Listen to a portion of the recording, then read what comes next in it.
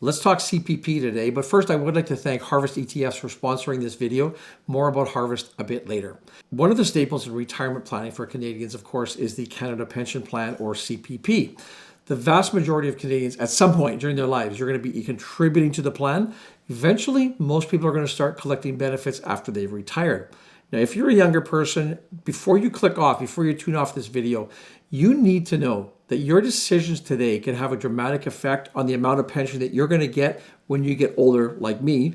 I know it's tempting just to leave this sort of older person stuff for later, but it's definitely in your best interest to, at a minimum, understand how the program works, and then you can make whatever decisions you want to make. You're just going to be able to make more informed decisions, so I hope you stick around for the video here. Now, for those of you who already might be retired, with inflation running as high as it is these days, even meeting these basic needs can be a challenge.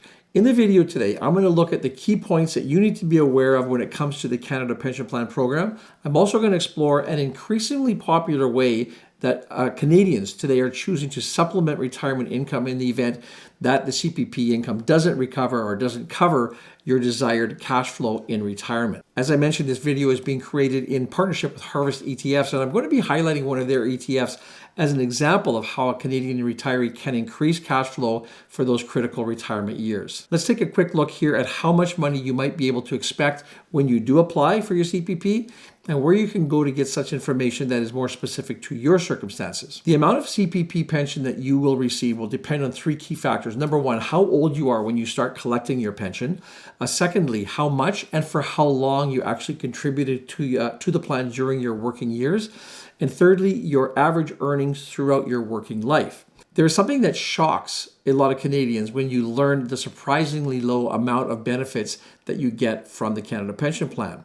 The way the program is designed, there is a maximum amount that is paid out, and this is regardless of what your needs are or how much you earned during your working career. In other words, even if you had an extremely high income during your working years, the government is going to set a limit to how much you can actually qualify for when it comes time to collecting the benefits. This is what's known as the maximum pensionable earnings limit, and any money that you earn above that limit is not going to be included in your CPP contributions, and it doesn't help you build up a higher pension when it comes time for you to retire. Now, obviously, if you have extra income during your working career, it is a very good idea to invest that outside of this government-sponsored plan, but of course, not everyone does that.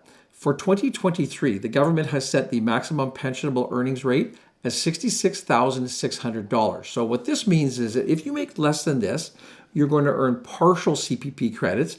If you make exactly $66,600 during the course of the year, you're going to qualify for the maximum credits in 2023. But this is what I referred to earlier. If you make more than that, I mean, I'm talking even if you make millions of dollars a year, you're still maxed out at that amount. When you crunch the numbers, the result is that in 2023, the maximum CPP amount that a Canadian will receive if you started taking pension right at age 65 is $1,306.57. That is the maximum, $1,306.57. So probably a lot lower than you would have thought, right? But to compound that, most people don't even qualify for the maximum.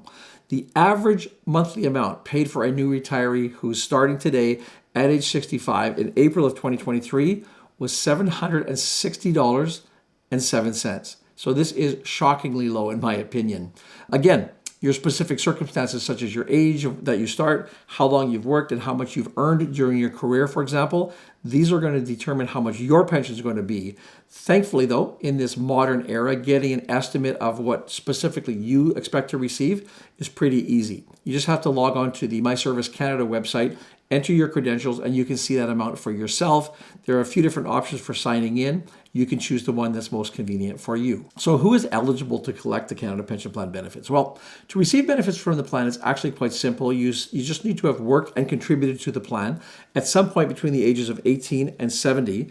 The big question, and there is endless debate about this, is when is the optimal time to start taking your benefits? For this video, I'm just going to summarize how the decision date, known as the take-up date, is going to affect your payment. The default age to start taking your benefits is age 65, but you can start taking CPP as early as the month in which you turn 60, and you can defer it as late as age 70. According to Stats Canada, 44% of people who are eligible for benefits start taking their CPP at age 60. Another 54% start somewhere between ages 61 and 65. So there's a total of 98% of retirees who start taking their income by age 65 or earlier. Only 2% of recipients wait until they are age 66 or higher. Now, people obviously choose to take their early CPP for a whole variety of reasons. One of the most common reasons is that they simply need the money to provide for their retirement income needs once they don't have that regular paycheck coming in anymore. However, there is a growing contingent of people that believes that deferring the plan as long as possible will generally result in superior benefits over time. We have life expectancy increasing, so you collect for more years. Generally speaking, statistically, you should be able to collect more money over time. Now, a big part of this calculation is that because if you start taking your income or your benefits before age 65, the amount of benefit that you receive is going to be reduced by 0.6% for each month before your 65th birthday. So that's an equivalent of 7.2% reduction per year up until a maximum of 36% reduction if you start taking right at age 60. So if, for example, your personal benefits would be, let's say, $1,000 at age 65, that's going to drop all the way down to $640 if you start taking as soon as you turn 60. Now, critical to understand here is that once you start that rate is locked in. The benefit amount will increase relative to inflation, as we saw earlier, but you lock in that 36% reduction from the default amount. It doesn't change as you get older. Now, on the flip side, if you decide to defer your benefit, each month that you defer is increased by 0.7%. That's an increase of 42% if you delay right up until the age of 70. Now, obviously, from a pure monthly cash flow perspective, there are advantages to waiting to age 70, but that can only be done if you have the ability to withdraw on other resources to fund your retirement income needs between those ages of 60 and 70. If I use 2023 numbers as an example, the $1,306.57 I mentioned earlier as the maximum benefit, if you started at age 70, that would be $1,855.33. So that's a roughly $500 a month increase, and that is for the rest of your life. Now, that's not only nice, but it's also a key consideration in this decision. The extra amount that you would get lasts as long as you live. To make your actual decision about what is best for you, you have to factor in a lot of personal circumstances, and the answer certainly isn't always clear. If you do want to learn more about what are some of the considerations you would need to factor in when you're deciding when you want to start your CPP, I will put a link to a video here that explains why it might benefit you to delay your take-up date. But as we saw, 98% of Canadians don't defer to age 70. And the biggest reason that people don't defer, though, is what I mentioned before. They don't have enough income. They don't have enough cash flow to meet their immediate needs. It is a sacrifice over the longer term, statistically, for earlier payment today. A strategy that is becoming more and more popular with Canadians over the past couple of years is to utilize a type of investment that focuses on increasing cash flow today to supplement these other sources of income that you don't have anymore until you start taking these Canada Pension Plan. A lot of Canadians are choosing an investment which is called an ETF or an exchange traded fund. I'm sure a lot of people are familiar with that. Today, it's possible to buy this type of investment that uses what's called a covered call option writing overlay, and that increases the amount of cash flow that would be available that it has to pay out to its unit holders.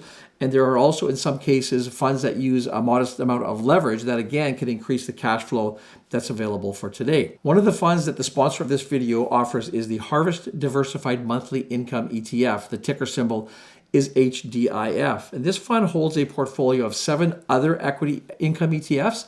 It overlays a covered call strategy, and it employs 25% leverage. And this strategy allows them to deliver a high annualized yield that is then paid out in monthly distributions. As of September 19th, 2023, the yield is 10.96%.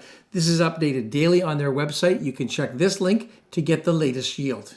When we look at the solution for replacing income in the early years of retirement, we can see how much additional cash flow can be generated when we compare this type of fund to other more traditional yields. Also, the fund has a significant diversification between the various asset classes and sectors, and it also adds diversification beyond just Canada. So to me, that adds a bit of additional stability to the portfolio as a whole. I also want to mention that in addition to the higher cash flow, this type of structure might result in preferential tax treatment because the income generated by the covered call option writing strategy is taxed as a capital gain as opposed to regular income. And the way our tax system works, that means that in a taxable account, you're going to end up paying less tax on that type of income. Another objective of most retirees generally is to ensure that you're invested in a fund that has an acceptable risk profile.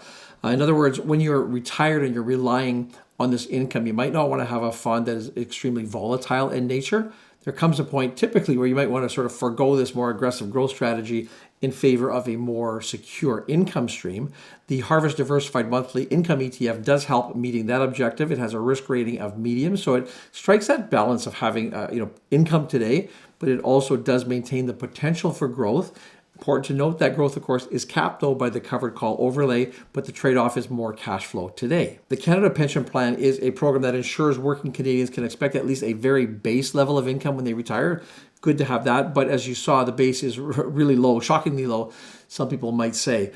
If your personal circumstances suggest that you might need to supplement your retirement income early in those earlier years, a covered call ETF structure might be something you want to look at. If you would like to learn more about the income solutions that are offered by Harvest ETFs, I will put a link to their website in the description of this video. As always, I thank you for watching. I look forward to seeing you in the next video.